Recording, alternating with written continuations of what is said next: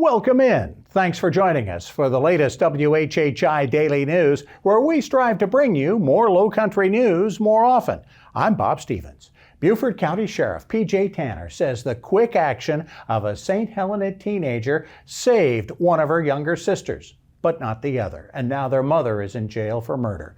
37-year-old Jamie Bradley Brune has been charged with drowning her 6-year-old daughter Micaiah in their bathtub and attempting to drown her 8-year-old before her screams woke up the 16-year-old sister, who grabbed her, ran across the street to a relative's home, and called 911. Deputies had to use a taser to subdue the mother, who has no prior criminal record. The two surviving sisters' first names have not been released. They are under the care of relatives.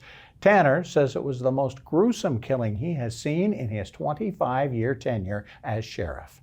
Well, Friday, he filed the paperwork. Monday, South Carolina Senator Tim Scott made his formal announcement of a run for the presidency at Charleston Southern University, his alma mater. He was flanked by South Dakota Senator John Thune, the number 2 ranking Republican U.S. Senator.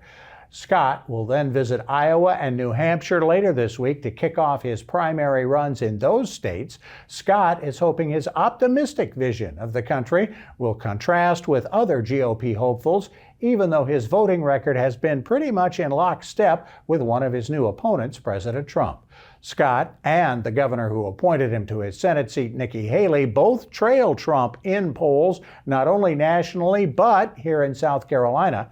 Scott does have something surpassed only by Trump, a campaign bankroll of $22 million to start with.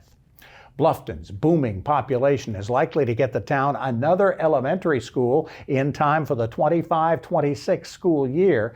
The new school would be built on the May River High School property, with ground broken likely next March and 800 students using it by the fall of 2025. The school board will get the full proposal for the new school in the next month. Between 2010 and 2021, Bluffton's population has more than doubled, from about 12,000 to over 31,000. And again, that was 2 years ago. It's bigger than that now. The new school will be the 5th in Bluffton for the elementary kids, and a 6th will likely be needed in the not-too-distant future. Early hurricane forecasts for the summer months are predicting a less busy season. That doesn't mean it's not going to feel like summer and then some. Predictions from the National Oceanic and Atmospheric Administration say it's likely to be even hotter this summer than last in the Lowcountry, and also a bit wetter thanks to an El Nino pattern likely to form later in the summer. And it might be a little tougher to find South Carolina peaches this summer, as experts say we're having the worst season since maybe 2007 because of an Easter freeze. The South Carolina peach crop could be cut in half, while Georgia may have lost 80% of its peach crop, meaning the peaches you find in stores will be more expensive and might be coming from California instead. For more information on these and other Lowcountry stories, we invite you to visit the sources listed on your screen. So, with the peach crop down and yet summertime coming, Maria Soden has the latest weather forecast. Thanks, Bob. Yep, so taking a look ahead, we definitely are getting into the summer season where we're going to see a lot more scattered showers and thunderstorms throughout our forecast, and this week is no exception. However, this week we are going to get a break from the rain by the end of the week. Also, while they're calling for a hotter summer this year, we are going to see the temperatures stay mostly in the 70s this week. So taking a look at Tuesday, it's going to be cloudy, breezy, and humid with a couple of showers throughout the day and possibly into the evening. Hilton is going to have a high 76, a low 68. Bluffton is going to have a high 76, a low 66. And Beaufort is going to have a high 75 and a low 66. The sunrise for Tuesday is going to be at 6:20 and sunset's going to be at 8:19. Taking a look at the beach tides, high tide's going to be at 12:26 p.m. and low tide's going to be at 7:49 p.m.